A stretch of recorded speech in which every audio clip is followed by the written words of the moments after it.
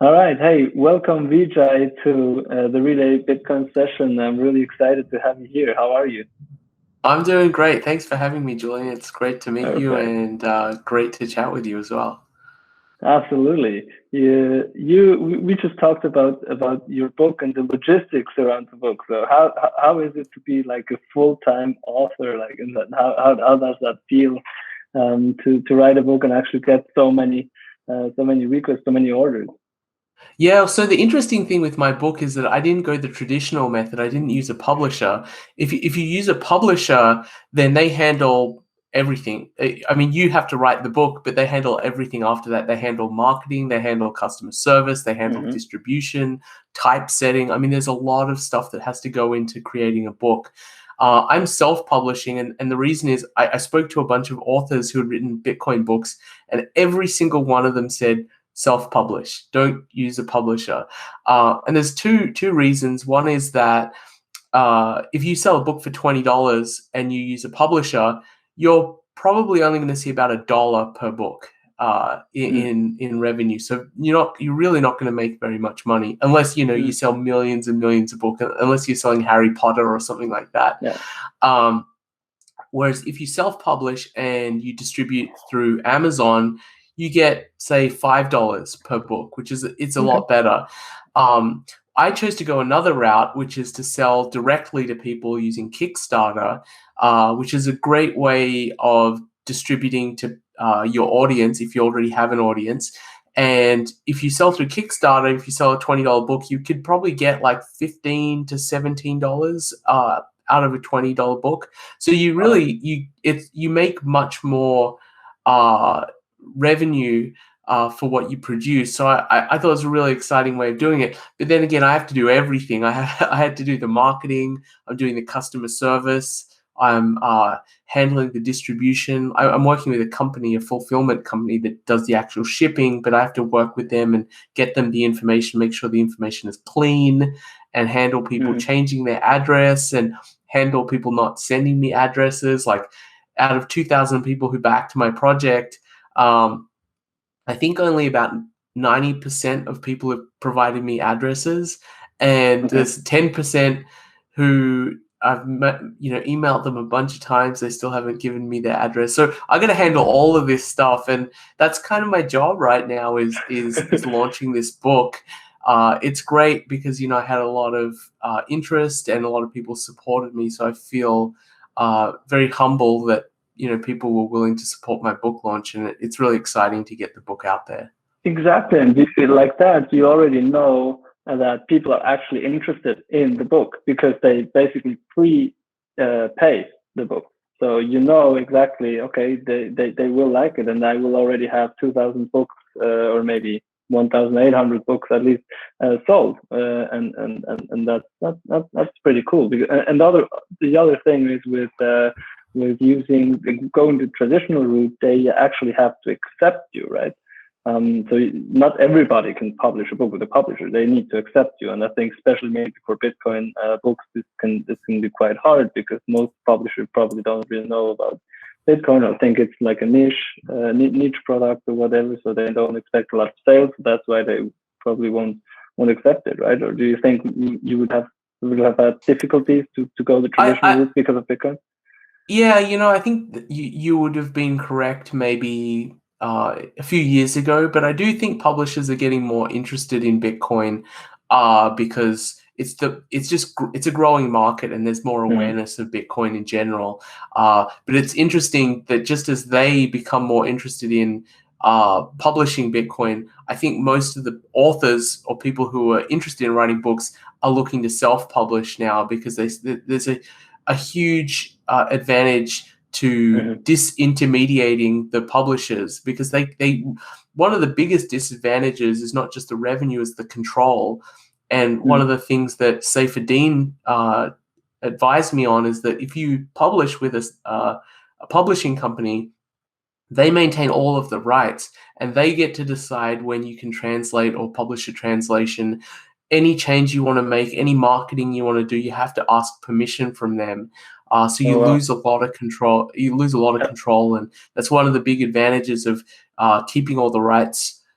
Is that you can make all of these decisions. You can be much more nimble. These publishing companies are very slow and bureaucratic. Whereas as an individual, if I want to do a marketing event, I can just go and do it. Like for instance, I went to Miami, the Miami conference, big Bitcoin conference, and I took a few hundred copies of my book and I signed them and I sold them at the conference.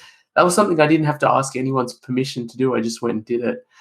So that's another huge advantage of doing it yourself. That's awesome. It's a libertarian way, right? You're free to do whatever you want.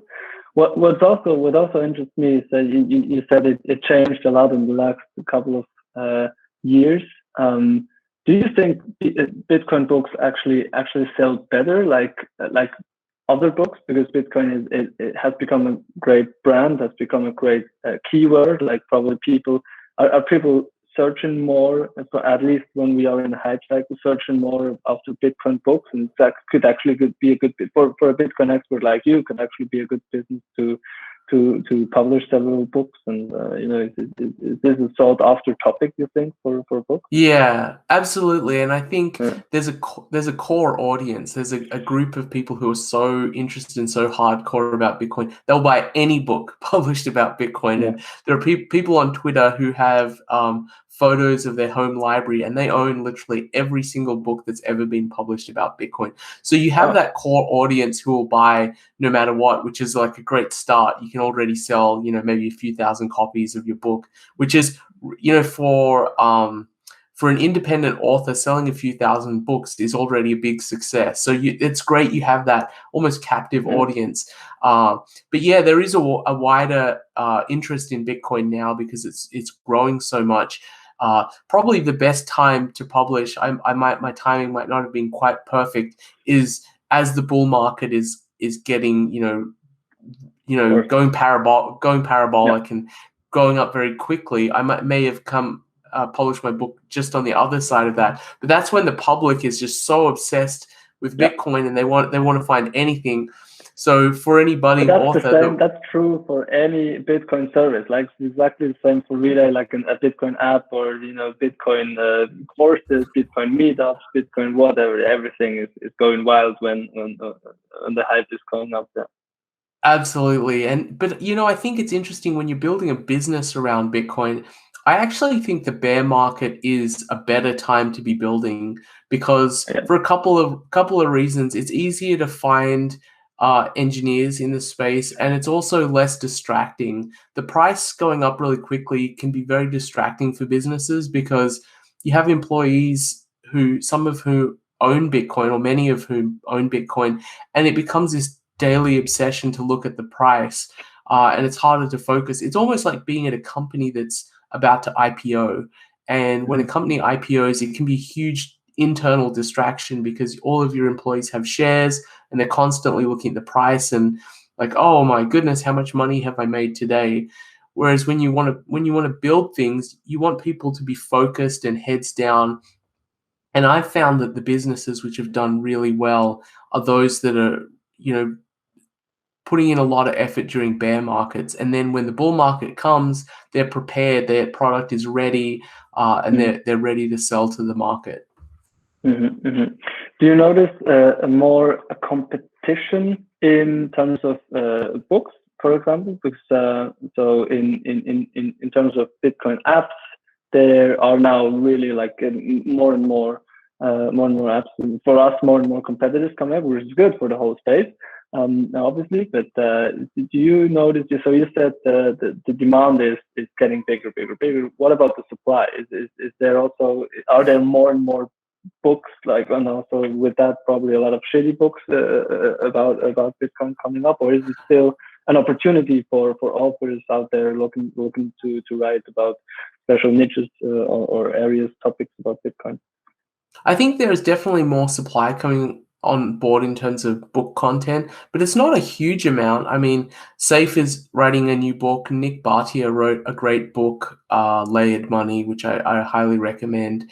But it's not a huge amount of supply. And certainly I think there's enough demand to absorb the supply. And and like I said, there's this, core group of people who will buy everything, who will buy any book that's published. So it's a great start as a base of demand as an author to know that if you publish, there are going to be people out there who are so passionate about Bitcoin, they just want to read whatever they can find about it. So I think there's a great base of demand, and I think there's room for a lot more authors to write about Bitcoin, and I hope a lot more will write about Bitcoin and bring their own perspective or talk about the particular niche that they're interested in. I think there's still a lot of room for people to, for instance, like children's books. There's only one children's book about Bitcoin. I think there's easily room for 5 or 6 more children's books, so you can get parents and children interested and involved and help them understand the importance of sound money and why it's important to keep some savings in a form of money that can't be debased. So I think there's still a lot of opportunity. So anyone who's listening to your podcast, if you like writing, I think you should start writing that book and make it about Bitcoin. Yeah, exactly. There's so many. It's not just about Bitcoin overall. There's so many different areas where you can specialize in. Exactly, for example, like Bitcoin for dummies, or Bitcoin for kids, or Bitcoin for mathematicians. Maybe so a mathematician could write about Bitcoin, which is very different than like Saif, an economic expert, writes about Bitcoin. So there's so many different angles you can look at Bitcoin and write about Bitcoin. Right? Absolutely, sure there's a lot of opportunity. Yeah, technical books. I think that's another great. You mentioned that. I think that's a great point. There is room for a lot more technical books. There's a few of them out there, but like Jimmy Song has a great one. Andreas Antonopoulos has a good one. But you also would. I mean, I would love to have the whole range of like from beginner introduction books to the more complex, like explaining like protocol upgrades like Taproot, so that you can.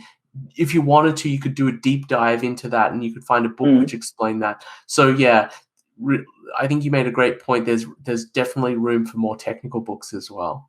Absolutely. You do come from a technical background, right? You're an ex-Google engineer. So from an engineer, you would probably, or I would probably expect coming into Bitcoin, you would work on the technical side of Bitcoin and not just write about the economic.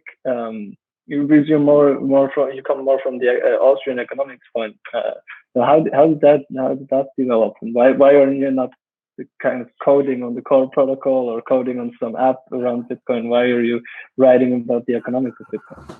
Yeah, that's a good point. I mean, my background is technical. I'm a Google engineer. My background was in machine learning, which is, not quite the same as cryptography, but I could certainly work on the protocol. That would be fun. I think it's important to identify for each of us what our comparative advantage is. Like, what is the thing that we can bring to the ecosystem that most benefits the ecosystem and gives us a benefit as well. And I felt like, I'd been interested in Austrian economics before I even knew about Bitcoin. And when I came across it, I felt like it gave me the right tools to understand Bitcoin and to give me an economic framework to understand what I think is the most important question. How does this thing have a price at all? That's a fascinating question, right? It was created out of thin air by someone that nobody knows who his true identity is. And yet it has not only does it have a market price, but it has a gigantic market capitalization. It reached $1 trillion this year. That screams for an explanation. And it's a question that I've been obsessed with for about a decade. Like, why does Bitcoin have a price at all? And why does it have any value? And so I felt like that was my comparative advantage. I mean, I could code on the protocol, but I don't feel like I have a particular advantage over the people who are experts in cryptography. There are some really great engineers working on Bitcoin's protocol. If I was going to work on the coding side, I'd probably want to work on a business, I think, because I don't see that I have an advantage in helping with protocol development, but it might be cool to build a business that could help the ecosystem, say a custody business, a wallet, maybe some financial product on top of Bitcoin. All of those things I think are really cool. And periodically attract me, and I think, wow, maybe I should do that. But for Ah, now, I've been spending my time on the book. Maybe after I finish getting the book out, I'll think about doing something like whenever that. you're looking for a job at a Bitcoin business, hit me up. Yeah, I mean, I would love to hear about your business too. And I love hearing about any company that's working in the Mhm, space and working on Bitcoin, and what your perspective is, and what opportunities you see for mhm. Bitcoin in the future. What is interesting, what you said is that you cover the whole question, what makes Bitcoin valuable, right? Which is does this sometimes go also kind of into the philosophical question of what is value in general? Like what can how can something, as you said, out of thin air, out of nothing, how can this become so valuable? 1 trillion US dollars. This is a unit for value. Then you also need to ask what is value in general? Like, you know what I mean? That's something that fascinates me. Is value is basically there needs to be a group that that agrees that something has value, and then you need to measure how much value it has, right? And then the question is why do they think Bitcoin is valuable? Like what would be your, or what are your thoughts that maybe go beyond the simple answer of, oh, it's just the supply and demand. You know? Probably there's more behind that, no? Yeah, so I mean, I have two comments that come to mind when listening to what you're saying. One point that's really important that comes from Austrian economics is that value is always subjective. Uh, Mm-hmm. each individual decides whether or not something is valuable to them, and Mm-hmm. depending on the utility that thing provides to them. So, for instance, uh, uh, I mean, this idea that value is subjective was a really important insight that was made in the 19th century, because uh, economists were trying to answer the question, well, water is really useful. You need to drink water. If you don't drink water, you die.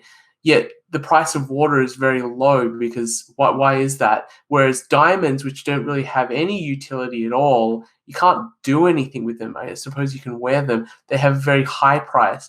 And they sort of Mm-hmm. figured out eventually that value is subjective. Each of us make this decision, and some people will value diamonds, some people will value other things. But in aggregate, when you have all of these subjective values coming together, you get a market price. The other comment that I have is that Bitcoin is a form of money. Money is what you call an intersubjective reality. It's something that has value or has power only because we as a group or as a society have come to the conclusion that it has value, or we put importance on it. And then, Mm-hmm. another example is religion, or not just religion, or the existence of the state, nation states. Nation states are just constructs that we've sort of created because we tell ourselves the story that this thing is valuable, we need it, and because we all believe it at the same time, it then has power. Mm-hmm. Uh, it's not something that's tangible or physical, like a shovel or a tree or something like that. It's something that's conjured into existence because we all collectively believe it. And the reason why money is an intersubjective reality that we have created over time is because it really facilitates things that are very useful to us. So it makes trade much easier. For instance, Mm-hmm. if we don't have money, then society would be in a state of barter where people are trading goods back and forth directly. It's a very, very inefficient way of trading. And societies that are still in the barter state are very primitive. You can't have the division of labor when you have a barter society. If you don't have money, you don't have the division of labor. If you don't have the division of labor, you don't have civilization at all. So you have very primitive societies.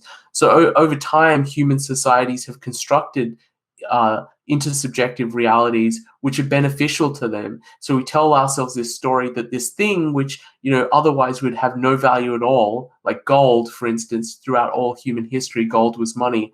Gold is useless. It's a rock. You can't really do anything with it. But when we've told ourselves this story that actually this is a really valuable thing and I will accept it in payment, it's very, very beneficial to society to have something like gold as money.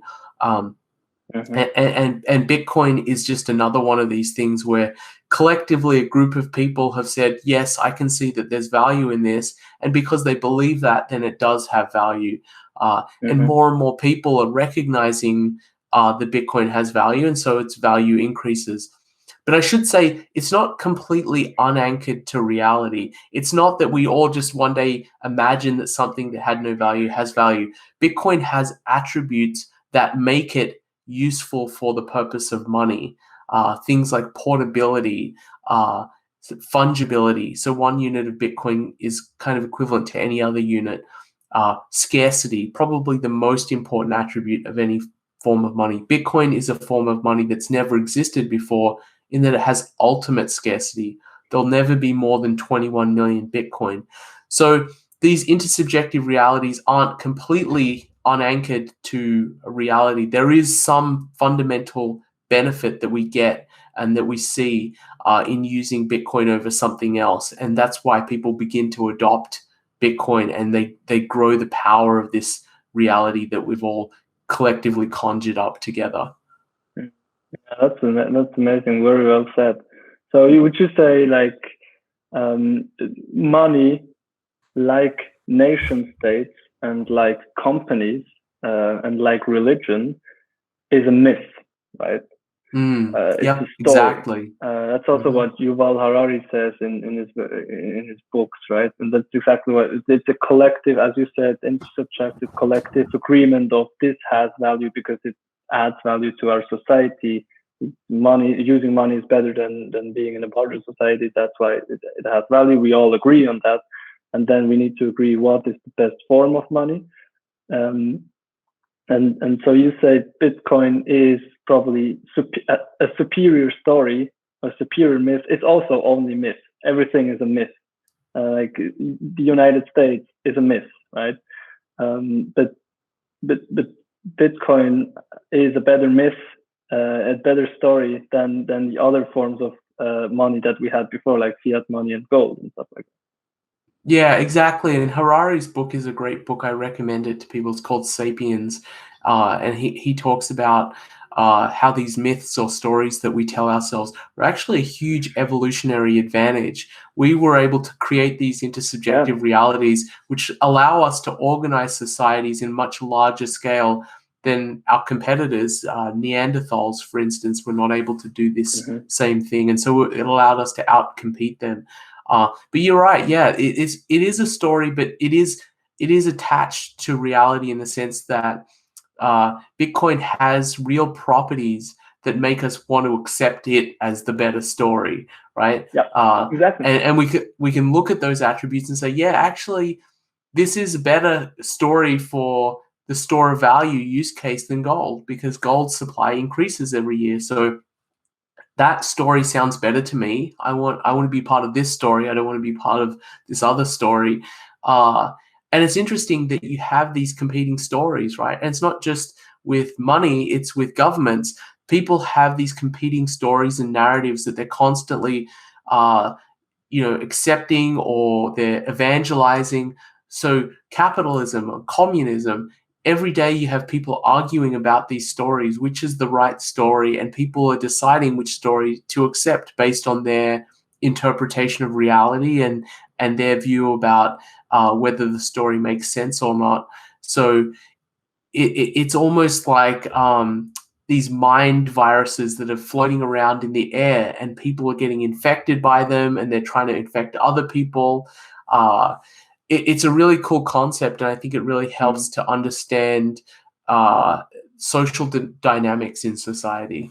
Exactly. And so it is the thesis, and you talk about this, I think, as well in the bullish case of Bitcoin, but it's this thesis that the more people accept or adopt this story, fall for this story, the more valuable this whole network or this whole asset gets, right? Can you go a little bit deeper into that? Maybe also touching on some points that how you compare it to these other stories that also became more valuable in the process or in time, like for example, gold. Yeah, absolutely. So, uh, the thing about Bitcoin's price is it's really just a function of how much it's been adopted. So money is kind of different to other economic goods, and people find it hard to understand money because with most economic goods, their value comes from their cash flow. So real estate comes from rent, stocks comes from dividends, and bonds comes from interest. And so people, when they look at the price of real estate, they'll say, oh, actually, it kind of makes sense that this house is worth $1 million because it produces $70,000 worth of rent per year. So that makes sense to me. But money doesn't produce any cash flow. And so people struggle to understand it. But really, the price level of a money is just how many people have adopted it for the functions that money provides, such as a medium of exchange or a store of value. And as more people adopt Bitcoin for those functions, the price level goes up. People are adopting Bitcoin because they are looking at the story that Bitcoin has, and they're looking at the attributes that Bitcoin has, and they're saying, yeah, this makes sense to me. And it's interesting you mentioned gold. The process of people adopting Bitcoin and what I call the monetization of Bitcoin is happening in a very short time span, right? Bitcoin's only a decade old, whereas the monetization of gold took thousands of years. From the first human beings who picked up gold and said, this is cool, this is shiny, I want to keep some of it, primitive man, before there was any human civilization, all the way to the 19th century when gold was global money, it was the world's reserve currency. That was at least 5,000-10,000 years worth of human history, whereas with Bitcoin, that's compressed into a very, very short time span. So for the first time in history, we get to witness the monetization of an economic good in real time. And it's amazing because we get to learn things as well. Like how does this monetization happen? What can we learn about it? What theories can we build? And I find that absolutely fascinating. One quick thing I can mention that we've learned is that the monetization doesn't happen in a smooth path. It happens in these cycles, these hype cycles, where you'll get a big burst of interest in Bitcoin and then a climax in the price, and then it'll crash and it'll eventually find a new plateau, but the plateau is higher than the previous base that Bitcoin had. And then after that plateau has been built, it'll go through another hype cycle. And these hype cycles look almost identical to each other. If you took a graph of one hype cycle and overlaid it on a previous hype cycle, it's like a fractal pattern of increasing magnitude.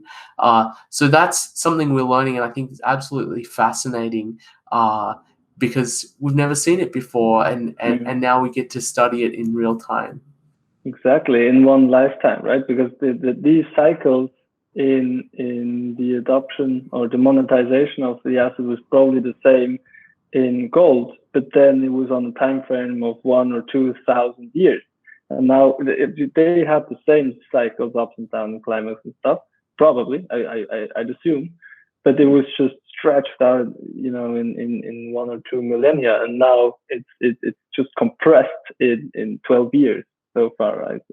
Probably the same processes. And why is that it goes so fast now? It's just because we're globally connected. We have the internet. The information is distributing lightning speed. Is the only reason?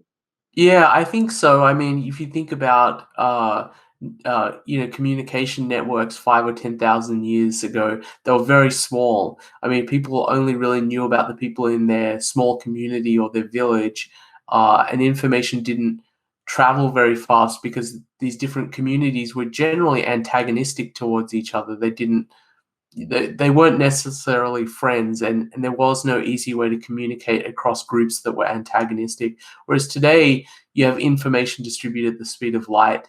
One thing I do think is interesting is that even though information travels very quickly, that doesn't mean understanding travels very quickly. So even though I think Bitcoin is obviously superior to its competitors, that doesn't mean Bitcoin will be monetized overnight. Because even though the information about Bitcoin's superiority can travel at the speed of light, it takes time for people to actually appreciate and understand that. And for many people, that takes many hours of reading and thinking and hearing about Bitcoin from their friends and family to give them enough incentive to say, oh, maybe I should look into this. Because a lot of people won't look into it until they've had enough people that they trust tell them that it's worth looking into. So this process of monetization does not happen instantly. It takes it only travels at the speed of understanding, and the speed of understanding is much slower than the speed of light. Exactly, and that was the same with gold, right? You had to it needed to be understood by people, and that took even longer back then, probably. But it's very, I think it's very, very close to each other. Both of these processes, and both assets did not do not appreciate just out of not just randomly. There's a reason why they have been chosen by this collective of thousands of people to be valuable, right? It's in terms of gold, it could be any metal, right? Why isn't it copper or silver or whatever? Why is it gold? Just because it has a lot of characteristics like durability and divisibility and stuff that is better than all the other metals, and that's why in the end it was the winner out of all metals. And it was the valuable asset. And in Bitcoin, probably the same happens. I assume, right? Why isn't it Ripple or any other cryptocurrency, or why isn't it Apple stocks? Why is it Bitcoin that is going to be the kind of dominant global reserve or store of value? Is because of the characteristics, right? And that's also why what you compare very nicely in the bullish case of Bitcoin. Yeah, absolutely. It is interesting that you mentioned gold. Gold did outcompete a number of other monies. There was silver was a precious metal that gold eventually outcompeted, and copper was a metal that was outcompeted by gold, and it was because of the attributes that gold was chosen, and individuals would have to make that decision when these things were trading against each other, and people had a choice: do I keep my savings in gold, or do I keep it in silver or copper? Eventually, each person figures it out because they see an advantage, a personal advantage to them, some subjective benefit that they get, such as, I want to keep gold because it seems that more and more people are using gold to trade rather than copper, and it would be beneficial to me to have my savings in something that I can trade with more people. So it's interesting as well because it's a little bit game theoretic.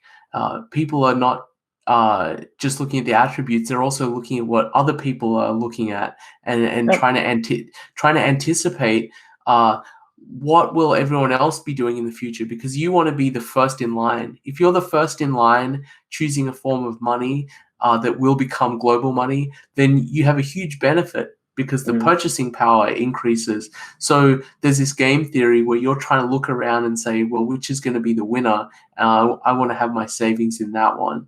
And everyone else is trying to play that game as well. But which one is going to win? Is it always going to be the one with the best characteristics, or is it the one maybe also with the most charismatic leaders then? Because if one asset has more charismatic leaders and can mobilize more people, then maybe in the end this is going to be the collective one, even though maybe another asset would be better. Like, for example, the internet protocol or the email protocol. It does. I don't know if they were actually the best technically, but they were just the ones that gathered the most following, and then the network effect kicked in, and then in the end they dominated and made all the others obsolete. Like, is it always the best that wins? Yeah, that's a great point. You bring up the network effect. For any product or service or economic good that has a network effect, it's an attribute in and of itself, and it's the most important attribute that gives it an advantage versus its competitor. So if you have a network effect, then you already have a massive advantage over your competitors. And I would say that if all else equal, if all of the other attributes were equal, then Bitcoin could never outcompete gold, because gold has a much bigger network effect than Bitcoin. It's only because the other attributes of Bitcoin are so massively superior to gold, the monetary attributes are so superior that it starts to take away demand from gold at the margin. That's why I don't think any of these other cryptocurrencies can outcompete Bitcoin, because none of them have a network effect, and the other attributes, the other monetary attributes that they have, I don't see any advantage over Bitcoin. And in fact, I think that most of them have a huge disadvantage over Bitcoin, because Bitcoin's scarcity is a really important property, but you only have scarcity if you have credibility of monetary policy. And Bitcoin has credibility of monetary policy because it's completely decentralized, and it's very difficult to change Bitcoin. Basically, no one can change it. Bitcoin was tested in 2017 when a bunch of important companies in the space tried to hard fork Bitcoin to change it to their own benefit. And the most powerful companies in the space were not able to change Bitcoin, even though they really wanted to, and they really pushed for it, which tells you that Bitcoin's monetary policy has credibility.